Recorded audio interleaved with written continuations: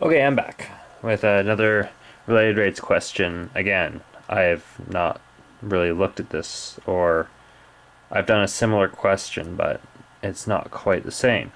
So we have, well, there's our previous work up there. A ladder 10 meters long rests against a vertical wall. If the bottom of the ladder slides away from the wall at a rate of 1 meter per second, how fast is the top of the ladder sliding down the wall when the bottom of the ladder is 6 meters away? Alright, we're getting a bit more complicated than the last one, but it's not too bad. Oh, there's stuff on the back of this. Okay, let's get another scrap piece of paper. See, look at that. Reduce, reuse, recycle. There's foolishness in the back of this one, because when people just make me print off things for, let's say, students' council or, something like that, sometimes there's pieces of paper that have, like, the last page is, like, maybe, like, 2 words. And I'm just like, well, that's just unnecessary. I don't need those 2 words. Anyhow. Okay, so let's go and do this bad boy. So what we have is, okay, let's see if I can, okay, adjust my camera here a bit. We have a wall, simple, and then we have ground. I know, this is complicated stuff. And then between the wall and the ground, the top of the wall and at some point on the ground, there's a ladder. That's a ladder, believe it or not. And there's some poor sap on this ladder, and he's painting away, cleaning some windows, doing whatever he does, and all of a sudden the bottom starts to slide away.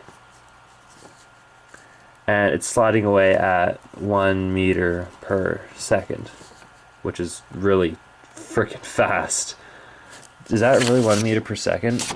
Is that seriously what that is? Yeah, it's 1 meter per second. Holy frig. Oh man, that's fast. Okay.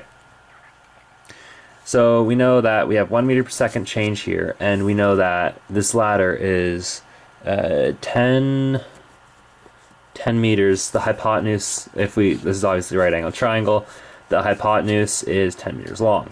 Okay, I'm just hoping that when you drew your ladder in your wall, you would see this right angle triangle. It's something with related rates. You just have to, this is why the diagram is important, so you can see what's going down here. You can see what the lowdown is with the frickin' related rate. And what this thing wants to know is when, let's label this X and Y, because we have to. Like last time we were able to use 2 X's because and a square all sides the same. In this case, now we're working with more variables. This is what makes it more complicated. So we want to know when X is equal to 6, essentially what is dy over dt? So what's the change in the y over change in time? So x equals 6 is one of our givens. We also know that, I'm just going to call this z, that z is equal to 10, and we also know that dx dt is equal to 1. So dx dt is equal to 1. So x is 6 because we're saying when x equals 6 was dy dt, so we know that we have x variable of 6. The ladder's size never changes, so it's always 10. So we have z equals 10, and the rate of change of the x here is given, so 1 meter per second. So now we have to find an equation to relate all these values. And, well, right angle triangle, I hope the first thing you guys are thinking is a squared plus b squared is equal to c squared. Oh my gosh.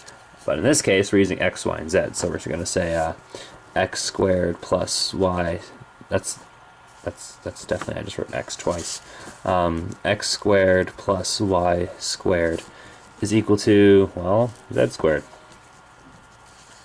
Wow, isn't that awesome? I love that.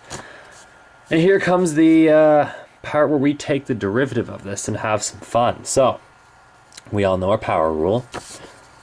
So we're going to start off, I like to start off with z squared. It doesn't really matter what order you do this, but I kind of like to have if there's a single variable on one side, I always like to write that first. That's just me. Whatever you do, just do it. It's power rule. It's simple. Shouldn't cause you too many problems.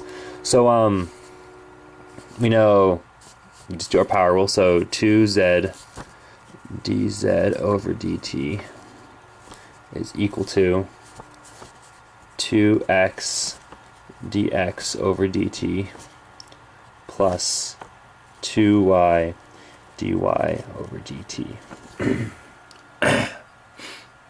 Now, we know for a fact, oh shoot, what was I gonna say?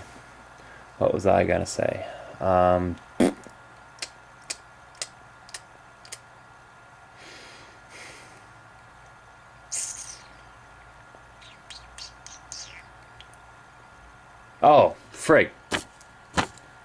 Okay, scratch this. I knew I did something wrong. We have no dz dt. I counted my chickens before they hatched. We have the z variable. We have that. We have the z variable. Go there. That's a slight mistake. Make sure it's a z variable. It doesn't change.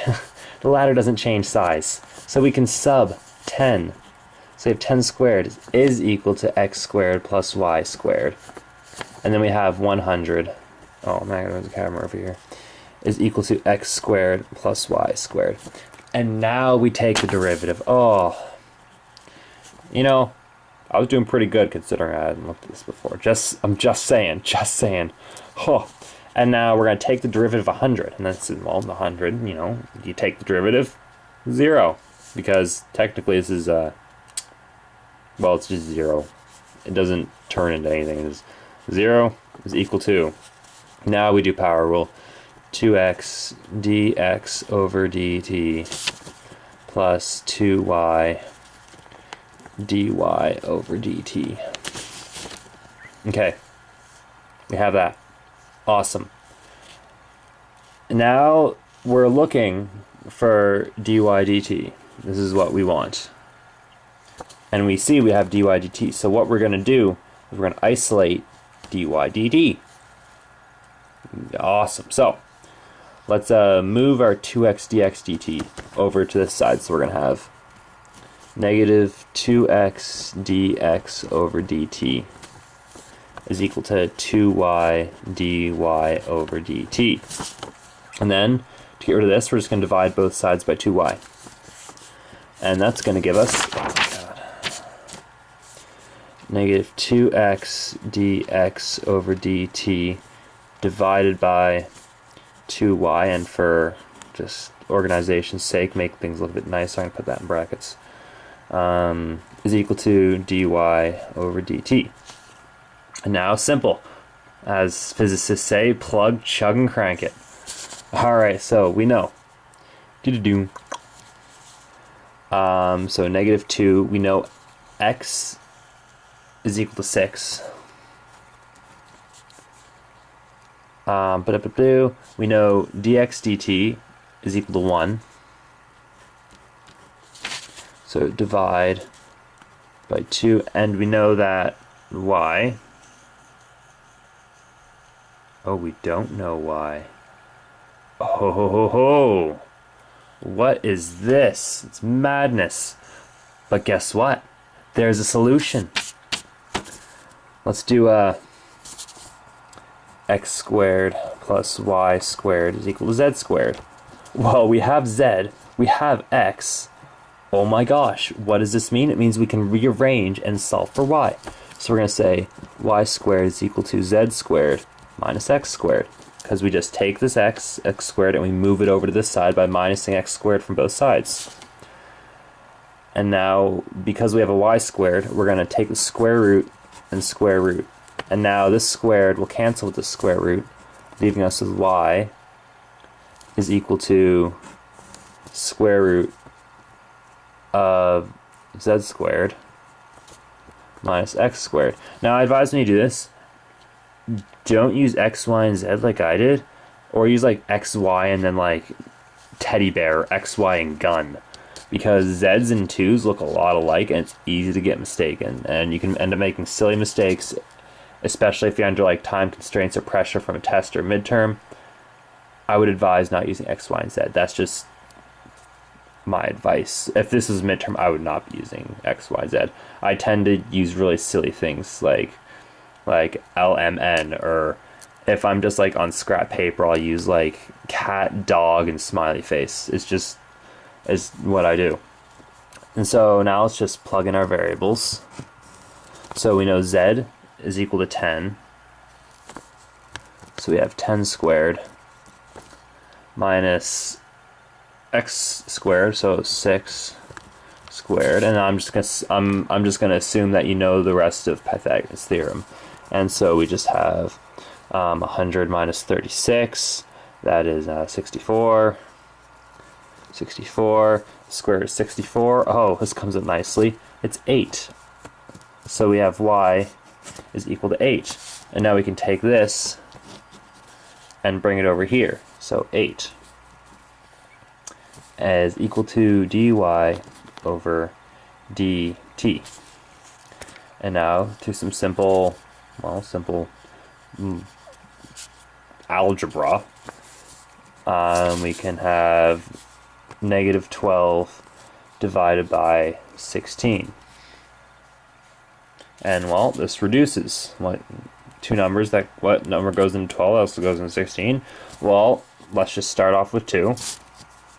So we have negative 6 over 8. And oh my gosh, we can do it again.